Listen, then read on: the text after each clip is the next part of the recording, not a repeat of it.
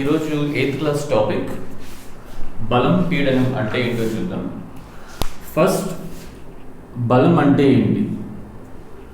బలం అంటే ఉదాహరణకు ఏదైనా ఒక వస్తువు నేలపైన ఉంది అనుకుందాం. ఉదాహరణకు ఒక బాల్ నేలపైన ఉంది. సో ఈ బాల్ని మనం ఎత్తాలి. సో ఈ బాల్ని ఎత్తడం కానీ, లేదా ఈ బాల్ని తోయడం కానీ, లేదా ఈ బాల్ని మన వైపుకు లాక్కోవడం కానీ, లేదా ఈ బాల్ని కదపడం కానీ, మనం ఏం చేసినా కూడా ఏమంటాము అంటే వీటన్నిటిని బలంగా మనం చెప్పొచ్చు. అంటే ఒక బలం అంటే మనం త్రోయడం లేదా లాగడం అని చెప్పవచ్చు. అంటే త్రోయడం పుష్ లేదా పుల్ని మనం ఫోర్స్ అని చెప్తాం. అయితే ఫోర్స్ అనేది ఎట్లా ఉత్పన్నం అవుతుంది, ఫోర్స్ అనేది ఎట్లా ప్రొడ్యూస్ అవుతుంది? సో ఈ బంతిని మనం చూసినప్పుడు ఈ బంతిని మనం లాగడం కానీ, త్రోయడం కానీ, తండం కానీ ఏదైనా చేసినప్పుడు ఏం చేస్తున్నాము అంటే మన చేతిని దానిపైన పెట్టి దాన్ని తోయడం కానీ, లాగడం కానీ చేస్తున్నాం. సో అంటే ఇప్పుడు ఏమవుతుంది అంటే ఈ బంతి అనేది ఒక వస్తువు. సో దానిపైన మనం చర్య జరుపుతున్నాం. సో ఇలాగా ఒక వస్తువు పైన వేరొక వస్తువు చర్య జరిపినప్పుడు ఈ బలం అనేది ఉత్పన్నమవుతుంది. సో బలం ఎట్లా ఉత్పన్నమవుతుంది? ఒక వస్తువు ఇంకొక వస్తువుపై చర్య జరిపినప్పుడు ఆ బలం అనేది ఉత్పన్నమవుతుంది. ఈ బలానికి ఒక దిశ మరియు దాని యొక్క పరిమాణం కూడా ఉంటాయి. సో అటువంటి భౌతిక రాశులను సదిశలు అని అంటాం. సో బలం అనేది ఒక సదిశ. ఎందుకు సదిశ అన్నాము అంటే బలానికి ఒక దిశ ఉంటుంది. బలం అనేది ఒక దిశలో పనిచేస్తూ ఉంటుంది. ఉదాహరణకు ఏదైనా ఒక బాక్స్ నేలపైన ఉంది అనుకుందాం. సో దీన్ని మనం తోసినప్పుడు ఒక దిశను ఎంచుకుంటాం మనం. సో దీనిని ముందుకు తోస్తున్నామా లేకపోతే వెనుకకు లాగుతున్నామా అంటే ఒక దిశ అనేది ఆ బలానికి ఉంటుందన్నమాట. అలాగే ఎంత బలం మనం దానిపైన పనిచేస్తుంది దానిని పరిమాణం అంటాం. దానిని పరిమాణం అని అంటాం. సో పరిమాణం అంటే మనం బలాన్ని దేనిలో కొలుస్తాము అంటే బలం యొక్క యూనిట్లు న్యూటన్స్. SI unit Newton. అలాగే SI యూనిట్ న్యూటన్ అయినప్పుడు CGS యూనిట్ డైన్. బలం యొక్క CGS యూనిట్ డైన్. సో ఇది బలం యొక్క పరిమాణాన్ని కొలిచేటువంటి యూనిట్స్. అంటే సదిశ. బలం అనేది ఒక సదిశ. ఎందుకు సదిశ అన్నాము అంటే బలానికి ఒక దిశ ఉంటుంది, అలాగే దానికి ఎంతో అంత పరిమాణం కూడా ఉంటుంది మరొకైన బలం ప్రయోగించినప్పుడు వేరొక వస్తువు పైన. అలాగే మనం ఏదైనా వస్తువుపై ప్రయోగించినప్పుడు ఏం జరుగుతుంది అంటే ఉదాహరణకు ఏదైనా ఒక వస్తువు తీసుకున్నాం లేదా బంతిని తీసుకున్నాము. బంతిని తీసుకున్నప్పుడు అది నిశ్చల స్థితిలో ఉంది అనుకుందాం.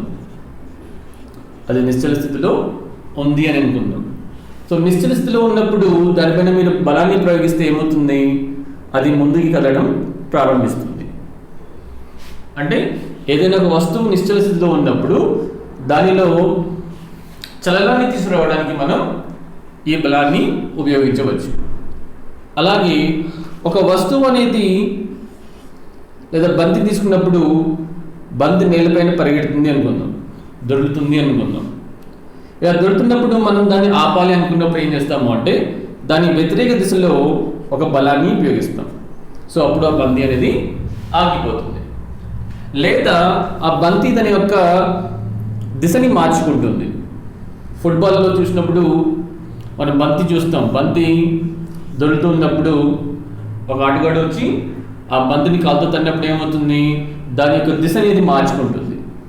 అంటే ఒక బలాన్ని మనం ఏదైనా వస్తువుపై ప్రయోగించినప్పుడు అది ఒకవేళ నిశ్చలతలో ఉంటే అది చలనంలోకి వస్తుంది. ఓకే, అది ఒకవేళ చలనంలో ఉంటే ఒక సరైన బలాన్ని ఉపయోగించినప్పుడు వ్యతిరేక దిశలో అది నిశ్చల స్థితికి వస్తుంది, లేదా అది తన యొక్క దిశని మార్చుకుంటుంది, దాని గమనం యొక్క దిశని మార్చుకుంటుంది. సో ఇది ఏదైనా ఒక బలం అనేది ఒక వస్తువుపై పనిచేసినప్పుడు, లేదా కొన్ని సందర్భాల్లో ఏమవుతుంది అంటే ఆ వస్తువు యొక్క ఆకారం కూడా మారవచ్చు. ఎలా మారుతుంది? ఉదాహరణకు ఏదైనా ఒక రబ్బర్ బ్యాండ్ తీసుకొని ఆ రబ్బర్ బ్యాండ్ అడిజోలో పట్టుకొని బలాన్ని వ్యతిరేక దిశలో అప్లై చేసాం, అప్పుడు ఏమవుతుంది, ఆ రబ్బర్ బ్యాండ్ సాగుతుంది. అంటే దాని ఆకారంలో మరియు పరిమాణంలో మార్పు అనేది వచ్చింది.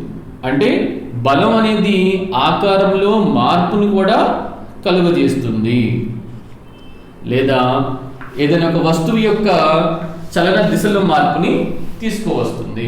సో ఇది బలం వల్ల కలిగేటటువంటి ప్రభావాలు.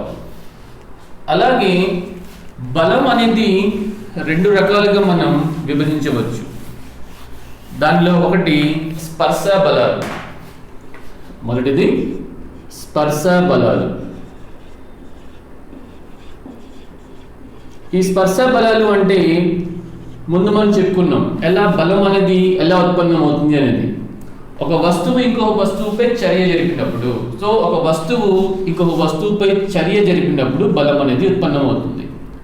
సో ఈ చర్య జరిగినప్పుడు ఏమవుతుంది, ఆ 2 వస్తువులు ఒకదానితో ఒకటి పరస్పరం స్పర్శలో ఉండవచ్చు లేదా ఉండకపోవచ్చు. సో మొదట మనం స్పర్శ బలాలు చూద్దాం. అంటే ఆ వస్తువులు అనేవి పరస్పర స్పర్శలు కలిగి ఉంటాయి.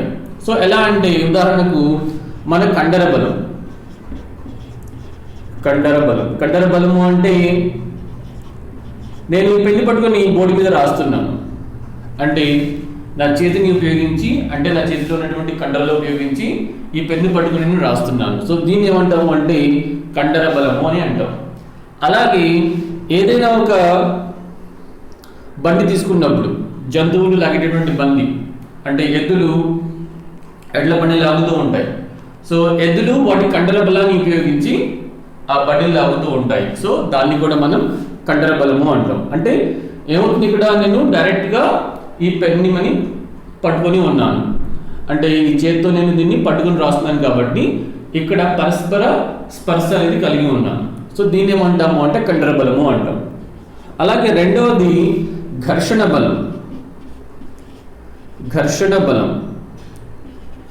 ఘర్షణ బలము అంటే ఇది కూడా స్పర్శ బలం కిందకి వస్తుంది. సో ఈ ఘర్షణ బలము అంటే ఏంటంటే 2 వస్తువుల యొక్క ఉపరితలాల మధ్య ఉండేటువంటి బలాన్ని ఘర్షణ బలము అంటాం. అంటే 2 ఉపరితలాల మధ్య ఎలా ఉంటుంది అంటే ఉదాహరణకు మనం నేలపైన నడుస్తూ ఉన్నాం, లేదా క్యారమ్ బోర్డు తీసుకున్నాం. క్యారమ్ బోర్డులో ఉన్నటువంటి కాయిన్స్ అనేవి ఆ క్యారమ్ బోర్డులో ఫ్రీగా కదులుతూ ఉండాలి. సో ఏం చేస్తాం, ఇక్కడ మనం ఏం చేస్తాము అంటే ఒక పౌడర్ లాంటి దాన్ని మనం ఈ క్యారమ్ బోర్డు మీద మనం వేస్తాము. సో ఒకవేళ క్యారమ్ బోర్డు మీద పౌడర్ వేయలేదు, అప్పుడు ఏమవుతుంది, ఈ కాయిన్స్ అనేవి ఆ బోర్డు మీద అంత ఈజీగా కదలవు. సో ఎందుకు కదలవు అంటే ఈ బోర్డు యొక్క ఉపరితలానికి అలాగే ఈ కాయిన్ యొక్క ఉపరితలానికి మధ్య ఒక ఘర్షణ బలం అనేది ఉంటుంది. అంటే ఈ బోర్డు యొక్క ఉపరితలం రఫ్గా ఉన్నప్పుడు ఏమవుతుంది, ఈ కాయిన్స్ని అంత ఈజీగా కదలనివ్వదు. సో అందువల్ల ఏమవుతుంది అంటే ఆ ఘర్షణ బలాన్ని తగ్గించడానికి మనం దీనిపైన పౌడర్ అనేది పూస్తాము. అలాగే మనం ఎప్పుడైనా నడుస్తున్నప్పుడు నడవడానికి కూడా ఏం కావాలి, ఘర్షణ బలం అనేది కావాలి. అంటే నేలపైన మనం నడుస్తున్నప్పుడు ఏమవుతుంది, మన కాలి చెప్పుకు లేదా మన కాలికి మరియు ఈ నేల ఉపరితలానికి ఒక ఘర్షణ బలం అనేది ఉండాలి. ఒకవేళ ఘర్షణ బలం లేదు అంటే ఏమవుతుంది, ఉదాహరణ ఇక్కడ నూనె పోసాము లేకపోతే ఏదైనా వాటర్ పోసాము, అప్పుడు ఏమవుతుంది అంటే ఈ ఘర్షణ బలం అనేది తగ్గిపోతే ఏమవుతుంది, మనం ఈ ఘర్షణ బలాన్ని ఉపయోగించుకొని ముందుకు వెళ్తాం. కానీ ఇక్కడ ఘర్షణ బలాన్ని మీరు తగ్గించారు, అప్పుడు ఏమవుతుంది, మనం పడిపోయే ప్రమాదం కూడా ఉంది. సో మనకి ఇంపార్టెంట్ 2 స్పర్శ బలాలు, అవి ఒకటి కండర బలము, రెండవది ఘర్షణ బలం. ఇక రెండవది స్పర్శించని బలం. అంటే రెండు వస్తువుల మధ్య చర్య జరిగినప్పుడు బలం ఉత్పన్నమవుతుంది, కానీ ఆ రెండు వస్తువులు అనేవి ఒకదానితో ఒకటి స్పర్శలో ఉండవు. సో వాటిని ఏమంటాము అంటే స్పర్శించని బలాలు. అంటే వస్తువులు ఒకదానికొకటి స్పర్శించుకోవు. సో అప్పుడు కలిగేటటువంటి బలాన్ని ఏమంటాము అంటే స్పర్శించని బలాలు అంటాం. సో మనం రోజు నాకు తెలిసిన బలం ఏంటి అంటే ఈ స్పర్శించని బలాల్లో గురుత్వాకర్షణ బలం. గురుత్వాకర్షణ బలం. సో ఈ గురుత్వాకర్షణ బలం అంటే ఏంటి? ఏదైనా ఒక వస్తువుని గాల్లోకి పైకి విసిరినప్పుడు లేదా వదిలినప్పుడు వెంటనే ఏం చేస్తుంది? భూమి అనేది ఆ వస్తువుని తన వైపుకి లాక్కుంటుంది. అంటే దానిపైన బలాన్ని కలుగజేసి తన వైపుకి లాక్కుంటుంది. కానీ ఇక్కడ ఏమవుతుంది? భూమికి మరియు ఈ బంతికి మధ్యలో ఎటువంటి స్పర్శ లేదు, కానీ ఏం చేస్తుంది? భూమి అనేది ఆ వస్తువుని తన వైపు లాక్కుంటుంది. సో దాన్ని ఏమంటాము అంటే గురుత్వాకర్షణ బలము అంటాం. అలాగే రెండవది స్థావర విద్యుత్ బలం. స్థావర విద్యుత్ బలం. స్థావర విద్యుత్ బలము అంటే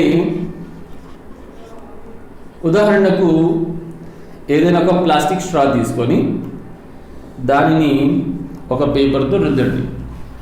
రుద్దిన తర్వాత ఇంకొక ప్లాస్టిక్ స్ట్రా తీసుకొని దాన్ని దారంతో వేలాడదీయండి. సో దీన్ని పేపర్తో రుద్దినప్పుడు ఏమవుతుంది? పేపర్తో రుద్దినప్పుడు దీనిపైన ఒక ఆవేశం అనేది ఉత్పన్నమవుతుంది.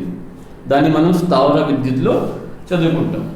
సో ఈ ఆవేశం ఉత్పన్నం అవడం వల్ల ఏమవుతుంది? దీన్ని ఆవేశిత పదార్థము అంటాం, లేదా ఆవేశిత వస్తువు అని అంటాం. సో ఈ ఆవేశిత వస్తువుని ఈ స్ట్రా దగ్గరికి, అంటే ఈ స్ట్రా ఏ అనుకుందాము, ఈ స్ట్రా బి అనుకుందాం.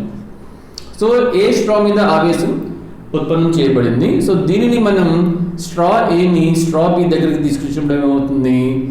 ఈ ఏ స్ట్రా మరియు బి స్ట్రా రెండు ఒకదానికొకటి ఆకర్షించుకుంటాయి.